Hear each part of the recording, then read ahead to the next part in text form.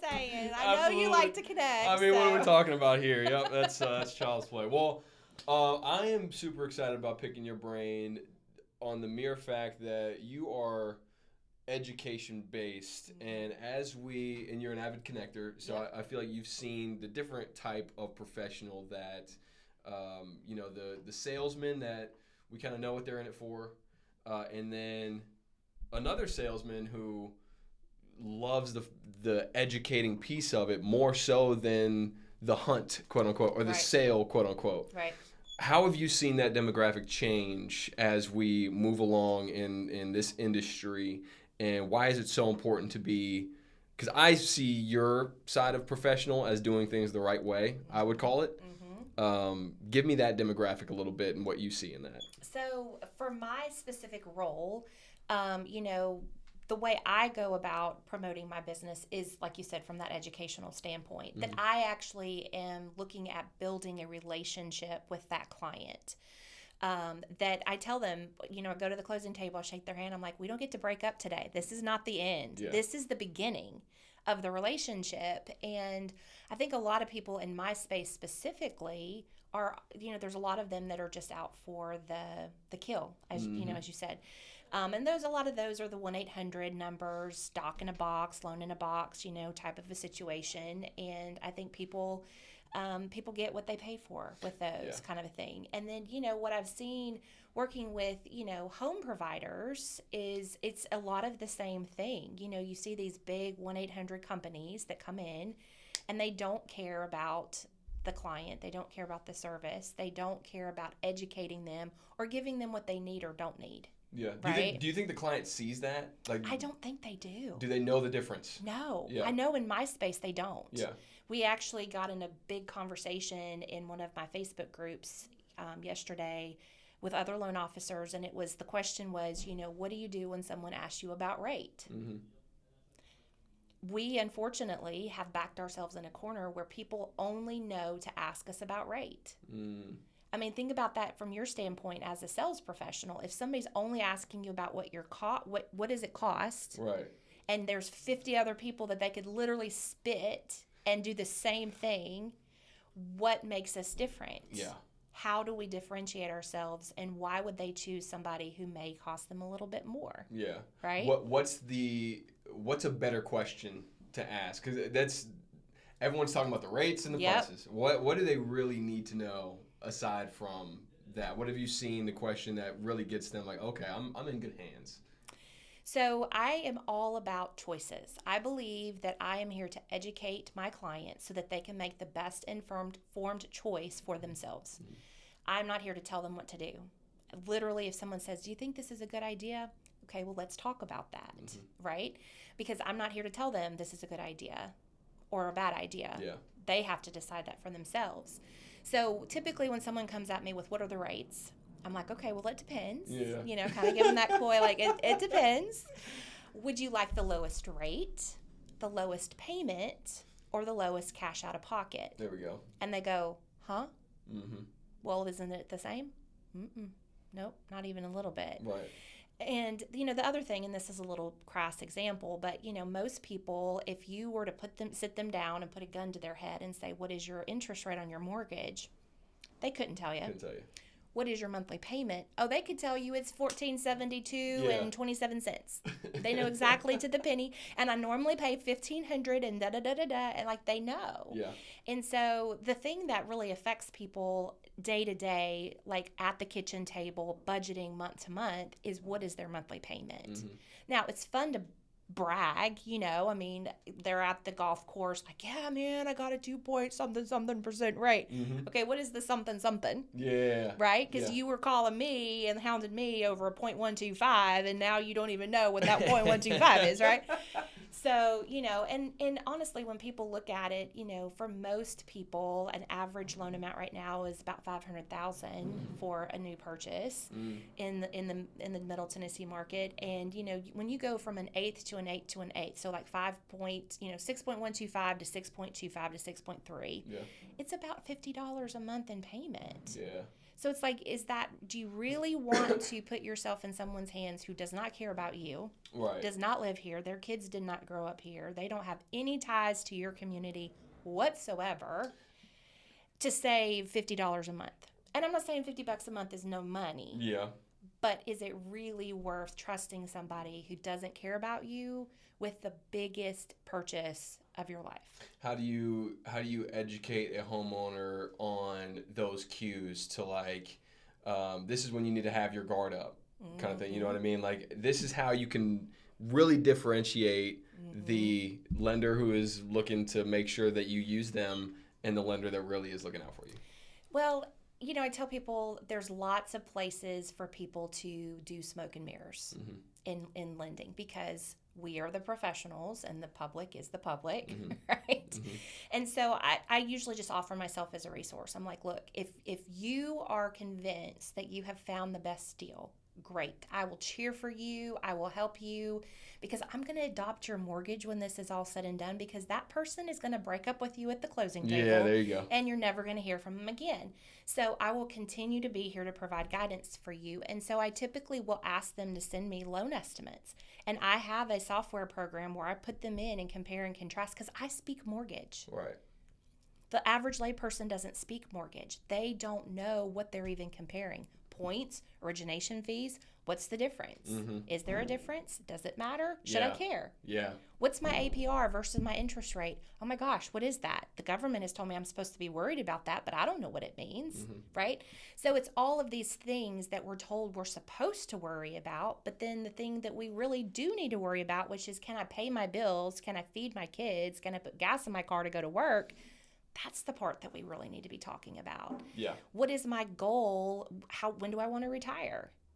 Your house is your largest wealth building tool outside of 401k. I mean, literally, they've done the math. Yeah.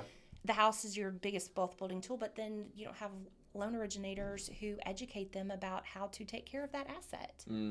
I imagine from what I'm hearing, I imagine it's even more important for you to have the realtors that also follow your model of professionalism, as far as instead of the thrill of the hunt, which can be great and has its place. Right. But if you have a good partners in that real estate space that are sending you clients, that they understand exactly what they're going to get from Jenn Otto, I imagine that's very important for you to have those folks. It is. It's very important. And, that's one of the reasons that I am so strategic with how I build my referral base. Like you mentioned that I'm a connector. And part of that is, really sitting down and figuring out how that person ticks. Not everybody is a really great fit to be a partner for me. Yeah. And I understand that. Some agents complicate my business versus complement my business. Yeah. And birds of a feather. If I have an agent who's complicated, they typically attract complicated clients. How often have you had those conversations where it's like, I've hey, had maybe them. we just not So, are a good fit? I used to feel like I had to break up with them, and now I'm just like, I just don't call them. Yeah, there you go. I don't have to be like, okay, we need to have this conversation. Right. Can we talk? Right? Everybody, the can we talk? I don't have to have that conversation. I usually just stop calling them. Yeah. And then they stop calling me, and it's just, because you have to really work on those relationships. Unfortunately, they're not, there's a saying in real estate land, a lender's only as good as their last deal. There's just not a lot of, there are some, I'm not going to say there aren't any, but there are not a lot who really value that relationship as a partner, as a true partner. And so, if anyone's listening and really wants a good partner, I would love to have, really true blue partnerships versus, you're just as good as your last deal kind of a situation. And I have a few. I can count on one hand the people that are like, if I get a deal, Jenn gets a deal, I get first dibs. Not that I'm always the right fit for everyone, and I'm okay, and I'll be the first one to say, I'm not a fit for everybody. Yeah, which in a lot of folks aren't. I don't want to use mature. Maybe there's a word out there I'm looking for, but can't really make it. They feel like they have to roll with it no matter what. Yep. I feel like it's very professional of you to understand who you are and your morals, and you fall back on your compass to make sure you're not going outside of what you like to do from day to day and working with folks that don't fit your mold. Yeah. And I think of the Judy Knaps, that you're very close with, that also feel a very similar way that you do as far as just wanting to provide value and wanting to do what's right by the client. And I maybe this is just because we're in a networking space and we, kind of see it that way and it's our mindset, but I feel like there's been that shift that we're seeing more of that than the education leaving. I feel like we're getting more educators coming in or folks that maybe want to be that way. It's almost like that, your traditional salesman who is suited and booted and doesn't let them leave until they sign the line that is dotted, I feel like that is leaving, and it's now more important for a salesman to have that relationship and to get down to who are you, who is your family, what's important to you, and so on and so forth. That's what I feel. What are you seeing? I think the same thing. I think that the traditional arm wrestling, body slamming type situation, I think people are too savvy now for that. Yeah. Most people don't like to be sold. We like to buy. Yeah, that's right. But we don't like to be sold. Yeah. And, I just have found for me, and this came from, being a mama and now having adult grown children, you don't get to tell grown children what to do. Yeah.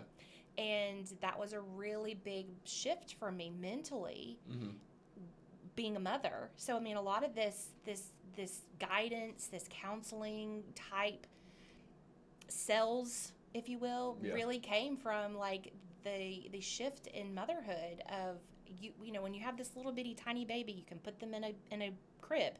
You get to pick what they eat, what they wear, everything.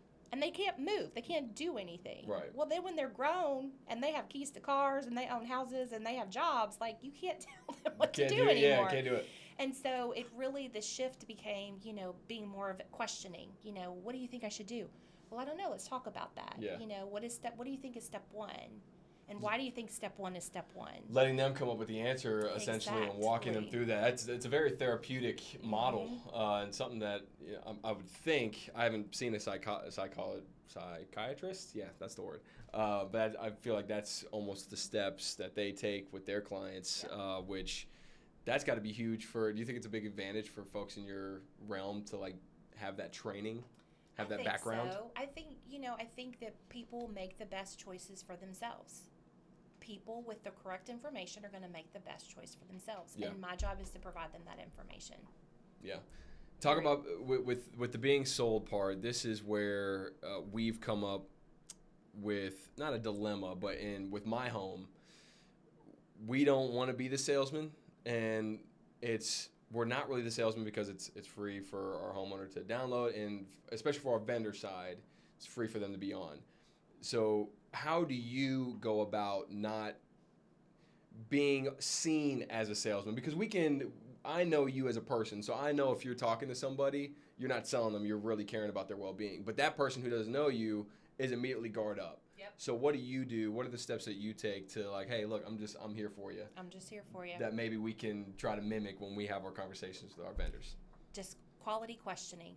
Yeah. Quality questioning. When I sit down with a new partner, I have questions that I go through.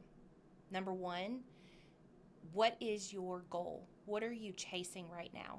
Because if they are chasing something and I don't understand it, I don't agree with it, I don't align with it, then I don't need to go any further with that partnership, because that partnership is not going to be founded on anything because we don't have the same philosophy and beliefs, right? And so, for me, when I sit across the table from insurance agents, real estate agents, anybody in the networking space, and I'm like, what are your goals? What are you chasing right now? If they start talking to me about, my GCI or my this or my number of houses this or whatever, it's very different than when somebody says, I want to serve 50 families this year. Mm-hmm. That's a very different conversation than I want to close $1 million this year. Yeah. Or I need to sell 5 people on my platform, or I need to, da-da-da-da-da. Mm-hmm. The verbiage, the way they speak about it is very telling to me. Yeah. Then I ask them, who's your ideal client? Mm-hmm. Do you know how many people do not know who their ideal client is? It's crazy. They're like, I'm just fishing. I'm hoping that something happens.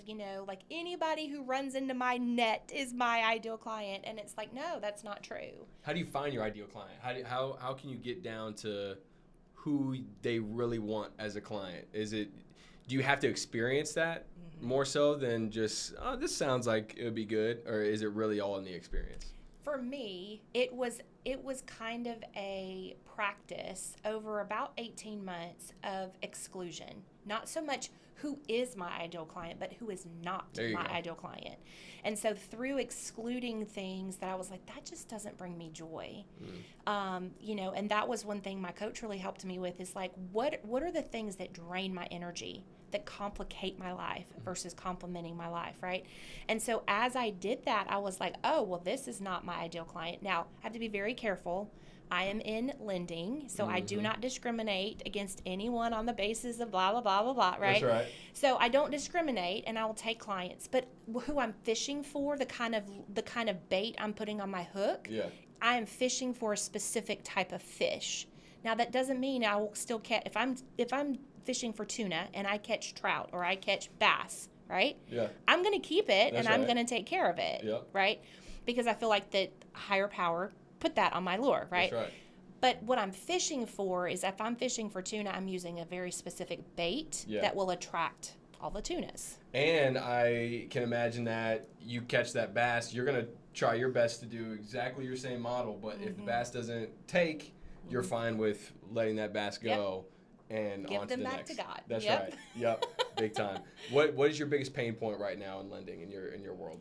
Wow, pain point right now is just the perception of the public that it's not a good time to buy. Is it a good time to buy? It's a good time to buy if it's a good time for you. Is it a good time for you? Love that. Love that. Yep. Right? And I think too, one of the classes I teach that I love watching the light bulbs come on is it's a first time sellers class. Because, there's lots of classes that teach first time home buyers how to become a home buyer, right? But those of us who own a home, especially the first time we go to sell a home, there's a lot of questions. I think the first time seller is just as clueless as a first time buyer.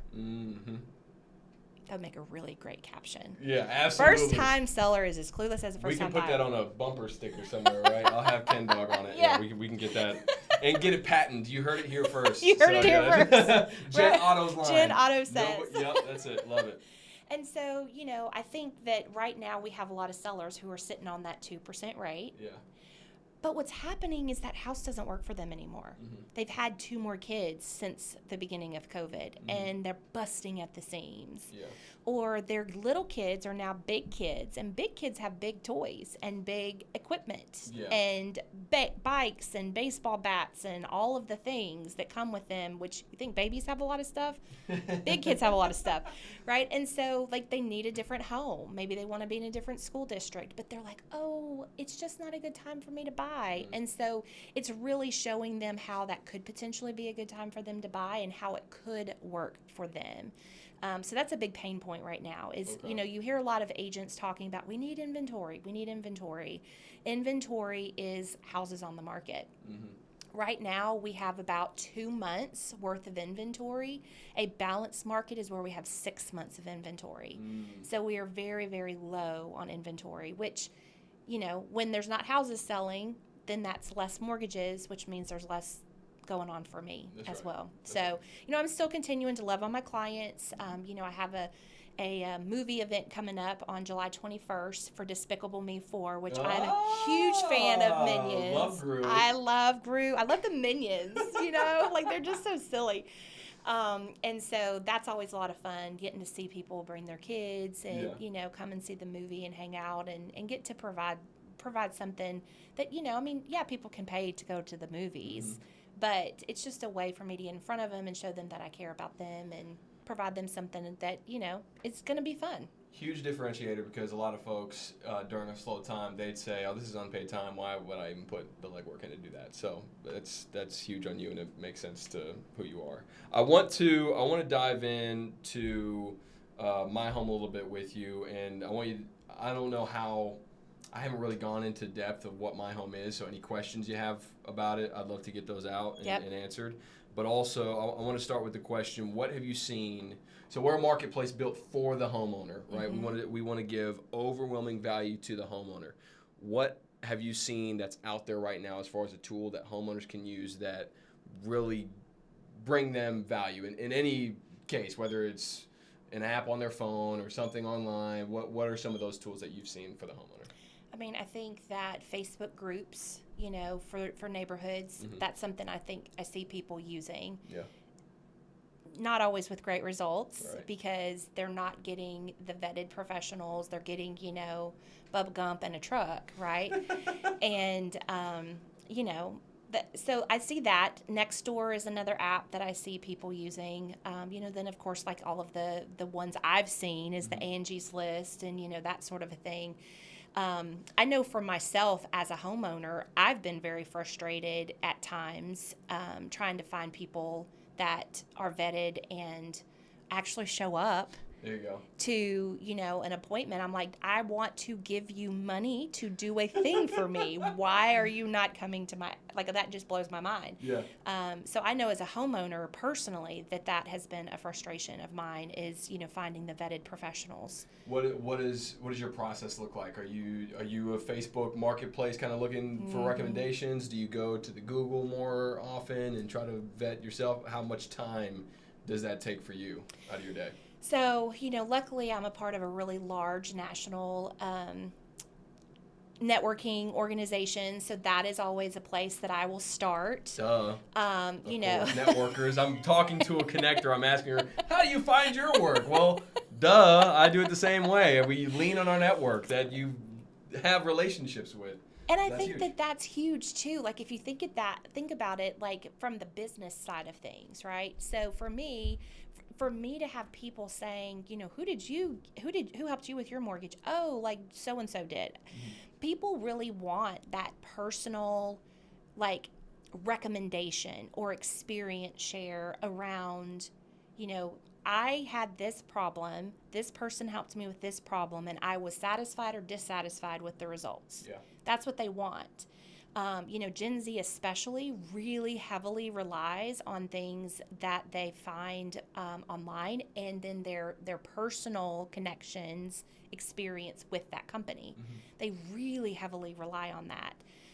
So I know for myself, I'm going to be, looking through my network, calling Trent, go, yeah. Who do you know, dude? Because you know everybody. And, and just being able to reach out to those people, making those connections. Yeah. And then the next thing is going on the Facebook page for my neighborhood going, okay, I need to have such and such done. Who have you used? And, what was your result? And do you feel like it was fair, the price and the time frame and, all of those kinds of things. And so I think that, I just see a lot of people doing that. Yeah, that's fantastic feedback because we sit down right out there in the office as a team every week coming up with more ways, hey, what is another pain point for the homeowner that we can solve? And to your point, we've seen that, just through some more validation, it's kind of less on Google and more what you're saying as far as the referral base. We're asking our friends, we're asking our family, and we're looking on recommendations through Facebook. So what we've integrated in our platform is on your homepage, we have My Neighborhood, where folks in your zip code, in your area, are able to post their reviews. Hey, I just used, Kurt's Cuts, and he was fantastic. Great pricing, great, et cetera, et cetera. And then that homeowner can, I'm looking for lawn, and click that business right there and post their job, so to speak. Do we need to... You good? Okay. And then we also are wanting for the ease, for if that's what they want to use to find their jobs, rather than going through their categories, they can have a search bar through their neighborhood as far as, let's see who else used a handyman so I can find them. Like, is that something that you think is... That would be huge. Okay, nice. Yeah, that would be huge. Because everybody wants to see other people's, experience with that company, the good, the bad, and the ugly, right? The other thing I would say is, I see when people are like, oh, I don't want anything less than a, 5-star review or whatever. I'm like, as a consumer, I can smell that. Yeah. I'm like, there's no way a legitimate business has everybody thinks they're great. Right. I mean, let's just be real. Yeah. I'm not everybody's cup of tea. Mm-hmm. Not everybody that closes with me is like, that was fantastic. I love that so much. You know, and it's like, okay, sometimes it's not great, Mm-hmm. you know, and so I always am concerned when I see that. So I think real reviews are important. Yeah. The good, the bad, and the ugly, because I'm a human being. I can read through it. If I'm reading it and it sounds like you are just a fussy something, and nobody's going to make you happy, I'm going to discount that review. Yeah. Because I'm like, I think you were being a little bit ridiculous there, Yeah. you know? So I would just encourage business owners in general, don't be scared of the not perfect review. Right.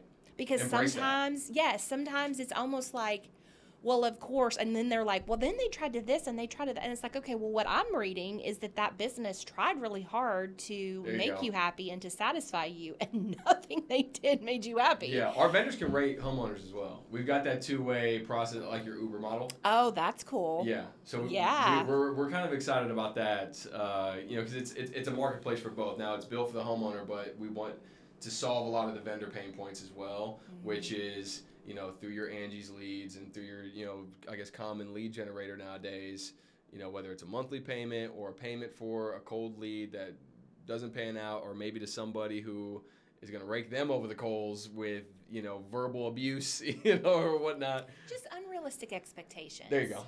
Some people just have unrealistic expectations, and I'm like, where have you been living? I don't know what planet you've been living on. Like, this is crazy to me. So, side note, when you were talking about the double reviews, have you seen the Black Mirror episode that deals with this? The social. Is that like when you're walking through and you can like swipe somebody? Yes. Oh yeah, that was fantastic. And then it's like she couldn't rent an apartment because like her social score was too low. Yeah, and let the I'm record just like, let the record show we're not going to ensure that you have to go to prison if you No. have a under 2.6 Whatever. star rating on I know. your MyHome profile. I was like, I mean, like really that. Which all of those Black Mirror episodes kind of give you. They're I'm a gnarly. big tech girl. Like I really love technology, and I'm like, ooh, that's the ugly side of some of this stuff. Yeah. You know, is seeing that. But anyway. Well, and as far as futuristic goes, this is where I love to pick your brain. So we call ourselves a Amazon of home services, if you will, because where it starts now is going to look even better as the years go on. Correct. From a homeowner's profile to have their digital binder to, you know, have a lot of their important information, deed to your house, insurance policy, your rate, you know, maybe your equity, a lot of the things that a homeowner should know that they ask you, you know, day in and day out, that you don't mind answering, but a lot of other lenders who maybe aren't relationship based like you are like, ugh, I got to take this call. Why? You know, which I feel like is wild. In any case, I'll digress. But what are you seeing? How could MyHome really service the homeowner in that aspect? If you're just thinking that we're not at the mercy of technology, we can make this happen today and not even 10 or 15, 20 years down the line, what is the most valuable thing that MyHome can perform for the homeowner? I mean, I think you hit it on the head. Having a one-stop shop for them to have all things home. Mm-hmm. You know, there's a lot of things out there that are different pieces of that, right? Like HomeBot is one that, you know, gives people a lot of information about the financial piece of their home, but it doesn't give them a place to store documents. It doesn't give them a place to keep up with receipts because, you know, one of the things from the tax code, and I'm not a tax professional, but, you know, keeping up with receipts on repairs that are done, that potentially could help you with a capital gain situation when you go to sell the home. So all of this stuff is very important, and people then start calling and trying to get this stuff when their accountant tells them, oh, you're going to owe $50,000 in, you know, capital gains tax, and they're like, what? Oh, that, but what about the pool and what about the this? And well, you don't have receipts, right? So I think all of that would be a really great thing for them to have is, you know, the deeds, the appraisals, their insurance policy.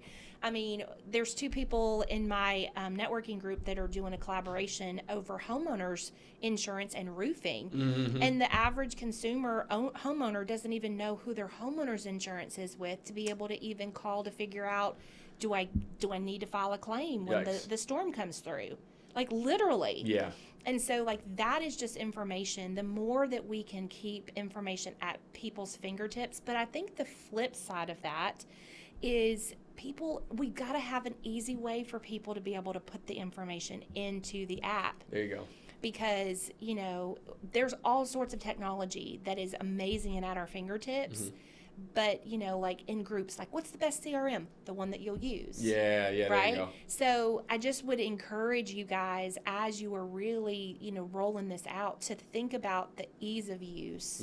And especially if somebody like a vendor, a partner, a repair person can put that information into the app for them on their behalf so that the consumer is not having to do that on top of running Susie to ball practice and picking up little Billy at the store and, you know, oh, this one now I need a PTO meeting because, you know, you drew an ugly picture at school or whatever, right? Like all families just have so many things on their plate as it is.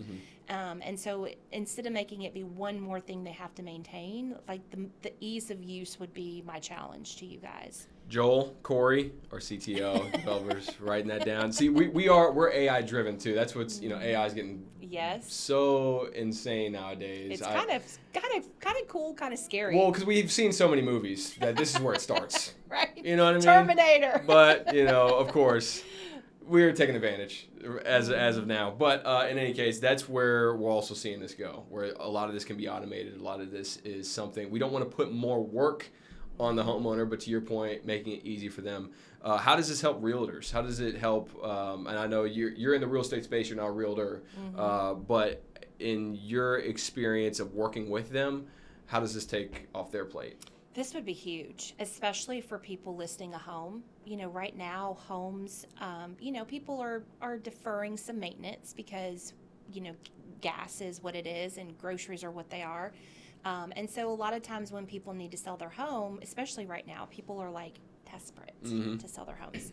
And so sometimes they're being sold with repair items. And so buyers, because of the rates, are terrified of taking on what they think is a high payment along with any deferred maintenance. So I think having this at their fingertips of people that they can trust and refer would be huge. And, you know, really building out their concierge team. That's something I've encouraged realtors to do, and not a lot of them do it, is having a concierge team. You know, like be the person who is the go-to for that person's physical home. I take care of their financial home. You take care of their physical home. So having agents, you know, maybe being able to brand it, to white label it themselves, to provide to their clients of like, here's my concierge team, you know. I think that would be a huge thing for people, that you don't just get me as an agent, you get my concierge team. Nice. And here's my app that's got my little face at the top. That's all of these vetted professionals, no matter where you are. Love because it. That's the thing that, you know, for the agents who do go through and put together a concierge list, you know, if you live in White House, you're not calling somebody who lives in Shelbyville. Right. And so, you know, what I've seen the challenge be for them is that they have to build these lists like all around their, you know, service area. And that's a lot of extra work on their behalf, which I give them. That is a lot of work. However, it's important to be that resource for your clients. So this would be an excellent opportunity potentially for them to white label it, or, you know, provide something to their clients that's them. Yeah, love that. And that kind of goes into we're tinkering with a quote unquote royalty program for really this could be for anybody, but a way if you're getting clients to download with your specific link, then you get, so how we get paid is the homeowner paying through our app. You know, we take a 3% take rate like your DoorDash model. So all their transactions, if they use their code, quote unquote, their link, then they get a percentage of that take rate, in perpetuity. So we're toying with that, and we think that's something, kind of incentivizes them to get their clients to use the app, but then also, we can do some other things that, puts them in the digital binder as far as like, hey, contact your agent if you have this question. Hey, this is the date that you guys closed, and then maybe for the agent, your 6-month milestone. I know you're big on touch points. Making this an easy touch point for them. Like, hey, congratulations on making it half a year. Here's a year, here's a free month lawn care service on me, kind of thing. So those little things that we're looking forward to doing as well. How does this integrate with your conversations, especially in the education realm? I know you already have a very great network of professionals that we would love to have on our platform, but how do you use MyHome to your advantage in the lending space, and where does it fall in your step ladder of your conversation from all right, the conversation of, is this a good time for you to buy or sell, and then to closing? I mean, best case scenario, right? I would love to see a my finances button on the MyHome app that talks about what kind of equity do I have? Is now a good time to use that equity? I have a really large repair coming up. How do I cover the cost of that repair? Can I use some of my equity to do that? What does that look like? What is the value of my home currently? I hear all of these things on the news, and that's, literally, if you look at the USA Today and all of these other things, which I probably shouldn't have said that specific thing, but you look at all these different articles in one day. If you look at the date, you have one article from one newspaper saying, oh, the average home price has gone up, 50%, it's unaffordable, blah, blah. And then the very next time, oh, the sky's fallen, the prices are falling. It's like, how can both be true on the same day? And really giving people the non-smoke and mirror answer to, what does your home value look like? Are you better off today than you were a year ago or not? Yeah. And then you decide how you feel about things without the media's influence, right? So selfishly, I see that being a place that, could be that one-stop shop. Where, hey, I want to talk to a mortgage loan officer about what this looks like. Hey, I want to talk to somebody about, what does my home value look like? Can I meet with an agent to walk me through? I'm thinking about putting a pool in my backyard. Will I get dollar for dollar benefit for that when I go to sell it? All of these things are things people don't think about until after they do it, and then they're upset because I put in a $100,000 pool, but I'm only going to get $25,000 in value from it, but I spent $100,000. Yeah. Well, you can spend whatever you want, but that doesn't mean you're going to get the value for it. And I think those types of things up front, being able to have that, they still may put in the pool because it makes them happy. That's right. Right? And it's their happiness and their family, and they use it for 10 years. Who cares, right? But some people really get all torqued up about, I'm not going to spend more than what I'll get value for. And it's like, you just, that doesn't make sense. But having that information, they can then decide. If I do a kitchen upgrade and I'm going to put in, a beautiful kitchen and all of this, what does that get me? And verifying, I'm going to spend $50,000, I'm going to get $40,000 worth of value out of that. Is it worth it to me? Or I spend $40,000 and I get $60,000 worth of value. It's not always a negative thing. Yeah. Or, hey, I want to remodel my master bathroom, or I want to upgrade the kids' bathroom, and what does that look like? So I think that would be a huge thing, because when they're calling a kitchen remodeler, that kitchen remodeler just wants to get the job. He's getting their job. Yep, that's it. He's not going to be like, well, now, have you talked with your realtor to see if you're going to get dollar for dollar value out of this? Does that matter to you? I think they should be asking those questions, but they're not. Right. And, so just being able to have that information be available, I think would be really amazing. Yeah. Because it's like the holistic approach, right? So if you are treating an individual and say they come in, they can't sleep. Well, we're going to, a typical doctor is going to be like, oh, well, let's give them a sleep study. Let's deal with their sleep. Well, maybe they have a vitamin D deficiency. Maybe they have this. Maybe something mentally is happening, right? So it's about really providing a holistic approach to that home. Not just today, but down the road. And what are your goals, and does this help you meet your goals? What I recall I won't call it a quote, but you mentioned that you would love to be able to talk to as many people as you could. If you could stand on a stage with a microphone and talk to thousands and thousands of people, man. you'd love to do it. Let's use our imagination real quick. I've got my hat on. I want you to put yours as well. Got it. Beautiful. You're looking out into as many people as you want. What would you tell them if they were all just locked in on your words about whether it's home buying, maybe it's not even home buying? What would you tell them right now today?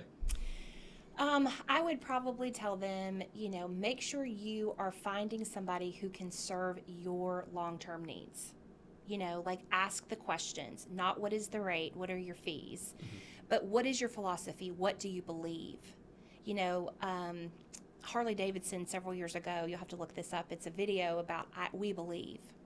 And they did this whole video about what Harley Davidson as a company believes. And so there were a lot of people who they just loved it. And so that's what I try to really push out there to people is what I believe.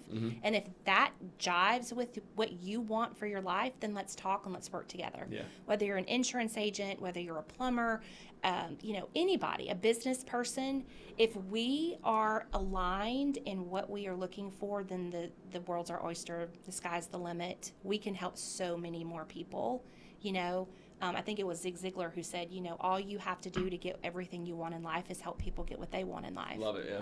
And that's really where that's what I would love to share with the world is, don't just get online and what's the lowest rate, what's the lowest this, because there's a gotcha. There's always a gotcha. That's right. And do you know what the gotcha is? And are you okay with it? So, that would be what I would want to share with people. Great. Do you want to talk any more about Etsy? Do you want to put any? Yes. So to anyone who is listening, if you are a licensed realtor in the state of Alabama, Tennessee, Florida, or Georgia, we are providing a CE cruise, which is fantastic. So this is really exciting to me. So the Hopper app, are you familiar with the Hopper app? So the Hopper app is kind of a travel app, and you can put in flights, and then they will track it for you and tell you, hey, now's a good time to buy this flight or whatever. And so it's a travel site, and they have a travel blog. And so I was listening to the radio probably about a week ago, maybe 2 weeks ago now, and they were talking about Gen Z. Yeah. And Gen Z is delaying home purchasing and car purchasing and stuff. They're not as into stuff as the millennials were and Gen X. And they are delaying it because they want experiences and travel. And they coined this word, so that's not my word, but it's bleisure. So B in front of leisure. Bleisure. Rolls off the tongue a little bit. I know. And it stands for mixing business with leisure. Oh, love that. Right? So you're in the age demographic that you love that's right. that, right? That sounds great. So, it's funny to me because some people have been like, well, why would I want to work on vacation? And I'm like, no, you're looking at it backwards. That's right. You are getting a vacation while you work because CE is not just a suggestion like it is in some of the networking things we're a part of. It is a requirement to keep your license, period. So you have to get it. It's not fun to get. It's not fun to do, especially having to do them online or, trudging across town through traffic and, all of the stuff, and to go into some stinky conference room where, you're there's no windows. It just, it just DMV. Sucks the life out of you, And you're like, okay, well, great. I did 2 hours. I still got 18 more to go. That's right. so fantastic. And so instead, we bring everybody on a cruise ship. And so, getting them on board, they get to still visit all of the islands, have dinner with everybody, go to a show, a comedy club, go see a Vegas style show, all of that when they walk out the doors. One of the things when we did our customer video, what did you think about this? What was your experience? How is CE on a cruise ship different from CE on land? Almost unanimously, and they didn't hear each other, almost unanimously, they were like, it was just so relaxed. I didn't have to worry about the kids and the dogs and the next appointment and rushing across town and traffic and delays. And then they got to really enjoy time with the instructors. We were on board with them all week. Mm-hmm. So I'd have people pull me aside and go, hey, that thing you were talking about, like, I've been thinking about that. Let's flesh that out a little bit. Like, what do you think about this? Or can I maybe partner with you on that? And so, like, they really loved kind of this immersive, relaxing experience. And, I had people bring their spouses, their children, their grandparents. And so it was a family occasion, and they were in class 3, 4, 5 hours a day. Out of the entire day, that particular day, they could still go to dinner, go to the pool, get a massage, There you go. all of this. And so it was just a really amazing opportunity. And so, for me and my husband, we are avid cruisers. We've cruised 150 days at sea before we ever started this. Like, when I say we are avid cruisers, we are crazy cruise people. Fantastic. And so we really have just seen that, this whole bleisure thing, we were a little ahead of our time before Hopper coined the term, but it's just a really awesome thing. And so I really hope that other people take advantage of this, and I would love to roll this out. We've had insurance agents ask us, like, hey, we have to do this. Loan officers have to get CEs. So I think the sky's the limit for us on who we can serve and how we can serve. But right now, our company's Off-Market Events, and so Off-Market Events produces CE at Sea and Wine and Say Cheese and some other things. So we really exist to educate, enhance, and engage people in the real estate industry, whether consumers of real estate or licensed real estate agents. And so we're trying to really stay true to that piece right now. But we also offer, classes for consumers, Nice. whether it's first-time buyers. I have a credit class that I think every person over the age of 12 needs to attend. I have a class for people who are going through divorce or potentially experiencing divorce, because 87% of divorces involve real estate, and people don't know what to do with that or Tough how pill. to deal with it. Yeah.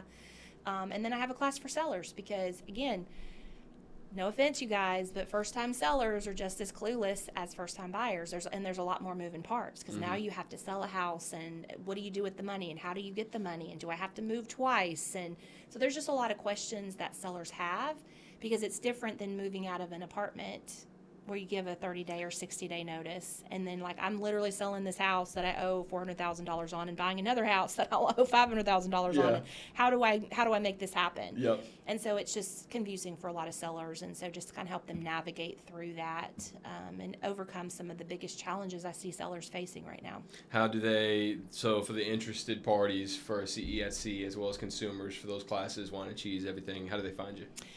Best place is online. offmarketevents.com is, we kind of our hub for everything. They can attend our classes through there. They can, if you're an agent and want to attend CE at Sea, there's a link there, and you can find all of the states. That website is the most fun, because it's like tropical and all of that. But yeah, so, and Wine and Say Cheese is our photography experience that we host every April for real estate agents to kind of spruce up their marketing. We have 3 photographers. It's great. And it raises money for a local nonprofit every year. So, Love that. Yeah. So, yeah. That's great. I like to give back when I can, and, combine things. My husband said I'm the kind of girl that shoves my peas into my mashed potatoes, and he's like, you just mash everything together. Cruise and fun All goes down the and same way. education, why not? Why not have it all at one place? So. Well, I love that through this entire conversation. I feel like I've said love that about 80 times, but also where our conversation began, and me talking about you being an educator and you caring about the people you serve and your focus, all of your words that have come out since then have proved that. You know what I mean? It's which that is always, it's the proof is in the pudding, and I could go out there and say, oh, you got to talk to Jenn Otto because this, that, and the other, but until you hear and meet Jenn Otto, you don't really believe that. And I just thought it was very cool how that's how I brought you up, and all of your answers just fell into that sandbox, if you will. Well, thank you. So my hat is always off to you doing things the right way, because not everyone does things the right way. They don't. That's and right. that's okay. That's what makes me stands out, right? That's their cup of tea. That helps us. It helps me stand out. So, it just, of course there's days that it's like, man, am I doing this the right way? Mm-hmm. You know, but it's like, then you have somebody, when I go to that closing table and that first time home buyer is in tears, when you hand them the keys and, you know, they're just so excited that they didn't ever think they'd be a homeowner. Their mama was never a homeowner. Their grandma had never been a homeowner. Like, they've never, anybody in their life had ever owned a home. Yeah. That's really cool. That is. That makes it all worth it, you know. So that's why you got into the business in the first place. it's why I do what I do. Yep. It's the thing that keeps me, you know, they're like, people like, you know, what gets you out of bed in the morning? And I'm like, well, it's certainly not the people who want to yell at me over whatever, but the people that you get to really see that you've changed their life and the course of their life.